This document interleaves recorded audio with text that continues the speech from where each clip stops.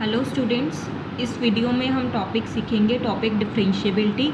मतलब इस टॉपिक में हम किसी भी फंक्शन को डिफरेंशिएट करना मतलब उसका डेरिवेटिव निकालना सीखेंगे। ये टॉपिक आप लोगों ने +1 में ऑलरेडी किया हुआ है, chapter number 13 limits and derivatives में।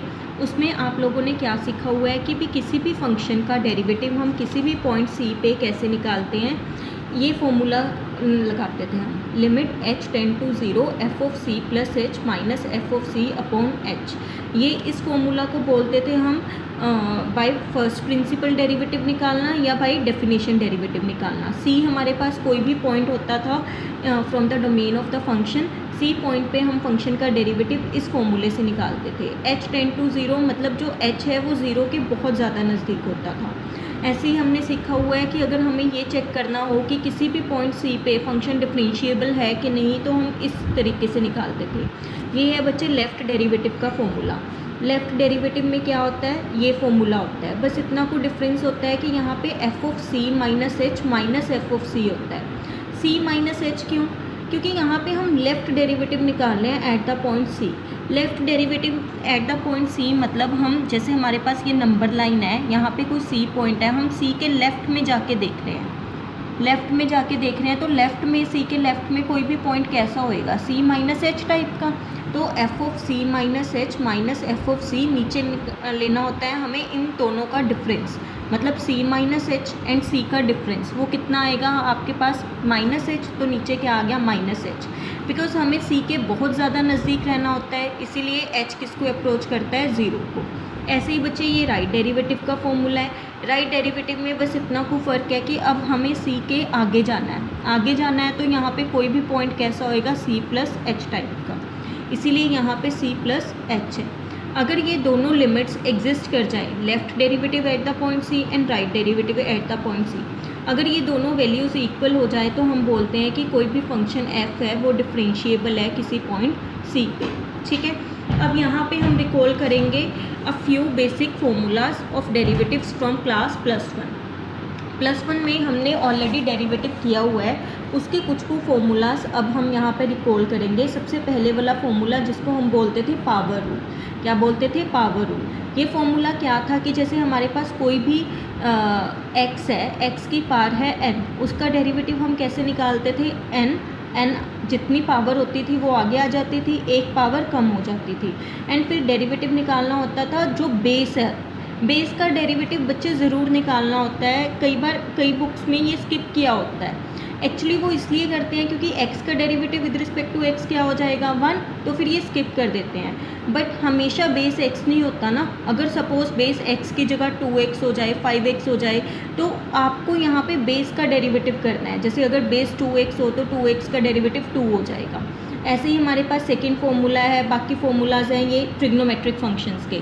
जैसे साइन एक्स का डेरिवेटिव होता है कोस एक्स, फिर उसके बाद आपको इसके एंगल का डेरिवेटिव करना है, कोस एक्स का माइनस साइन एक्स, फिर इसके बाद इसके एंगल का डेरिवेटिव टेन एक्स का सेकेंड स्क्वायर एक्स, इसके एंगल का डेरिवेटिव कॉट एक्स का माइनस को सेकेंड स्क्वायर एक्स, इसके एंगल का डेरिवेटिव सेकेंड एक्स का सेकेंड एक्स टैन एक्स, फिर इसके एंगल का डेरिवेटिव कोसेकेंड एक्स का derivative minus cosecant x cot x, and फिर उसके एंगल का डेरिवेटिव। ये सब फॉर्मूलाज आपने सीखे होंगे, इनफैक्ट प्रूफ भी किए होंगे क्लास +1 में फ्रॉम फर्स्ट प्रिंसिपल आपने ये सारे फार्मूलाज के प्रूफ भी किए हुए हैं। लेकिन अब इस चैप्टर में ये आपको एज इट इज़ लर्न करने हैं। अब मैं आपको करवाऊँगी कुछ examples from the NCERT book. सबसे पहली एग्जाम्पल है हमारे पास एग्जाम्पल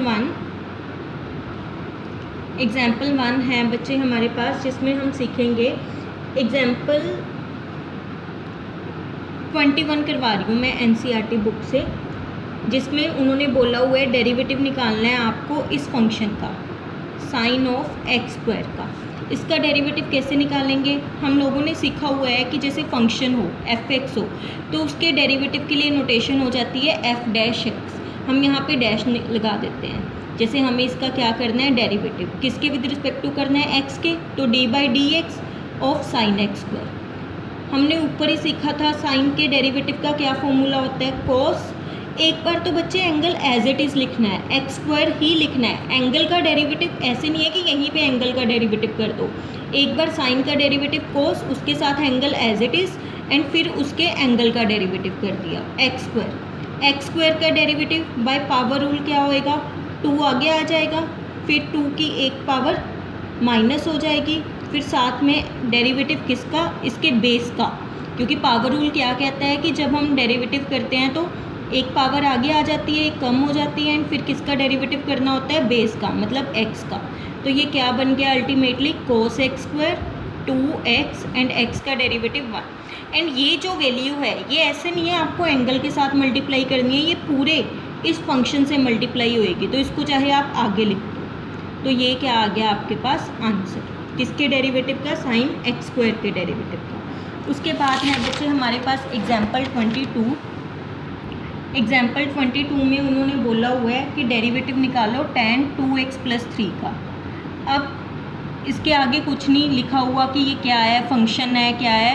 अब इसको हम कुछ सपोज कर लेते हैं, से मैंने इसको fx सपोज कर लिया, आप चाहे y सपोज कर लो, कुछ भी सपोज कर सकते हो। तो इसका डेरिवेटिव हमें करना है, पहले मैं लिख देती हूँ differentiating with respect to x। तो f' मतलब derivative of tan 2x + 3। tan का डेरिवेटिव हमने सीखा हुआ है पीछे, tan के डेरिवेटिव का क्या फॉर्मूला होता है, जैसे मैंने यहाँ पे पीछे आप लोगों को फॉर्मूला सिखाए थे। tan का डेरिवेटिव क्या होता है, tan x का सेकेंड स्क्वायर x, तो इसका डेरिवेटिव क्या होएगा, सेकेंड स्क्वायर। एक बार तो एंगल एज इट इज़ लिखना है, एंगल क्या है 2x + 3, फिर उसके बाद आपको किसका डेरिवेटिव करना है, 2x + 3 का।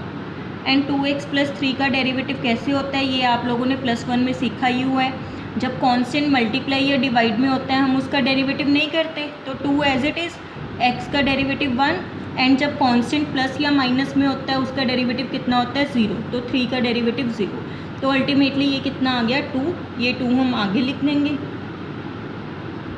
तो ये आ गया आपके पास आंसर। ऐसे ही बच्चे हमारे पास है एग्जाम्पल 23। एग्जाम्पल 23 में उन्होंने बोला हुआ है आपको डेरिवेटिव करने को sine of cos x square. इसको मैं मान लेती हूँ से लेट fx इज दिस।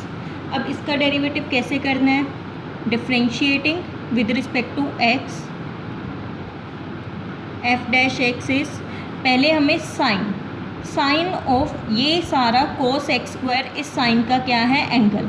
हमने सीखा है कि साइन ऑफ x का फॉर्मूला, इसका डेरिवेटिव क्या होता है, कोस ऑफ x, तो इसका क्या होएगा, साइन का कोस। एक बार तो बच्चे एंगल एज इट इज़ लिखना है। अब एंगल क्या है, कोस एक्स स्क्वायर, ये पूरा इस साइन का एंगल है, तो इस एंगल को एज इट इज़ लिखना है। उसके बाद किसका डेरिवेटिव करना है, एंगल का। अब ये क्या बन गया, cos of cos x square. अब कोस का डेरिवेटिव क्या होता है, माइनस साइन। पीछे फॉर्मूला पढ़ा था हमने कि कोस का डेरिवेटिव क्या होता है, माइनस साइन। एंगल हमें क्या करना है, एज इट इज़ लिखना है। फिर उसके बाद इसके एंगल का डेरिवेटिव एक्स स्क्वायर का, और फिर ये एक्स स्क्वायर का हमारे पास डेरिवेटिव क्या हो जाएगा, पावर रूल लगेगा, 2x एक बार कम होगी, फिर डेरिवेटिव हो गया x का। इस प्रोसेस को बच्चे हम चेन रूल भी बोलते हैं। तो ये बन गया आपके पास आंसर। तो इसका आंसर क्या हो गया, -2x sine x square cos of cos x square. ये जो हमने टेक्निक की है डेरिवेटिव करने की, कि पहले हम फंक्शन का डेरिवेटिव करते हैं फिर आगे उसके एंगल का, तो फिर इसको क्या बोल देते हैं, चेन रूल।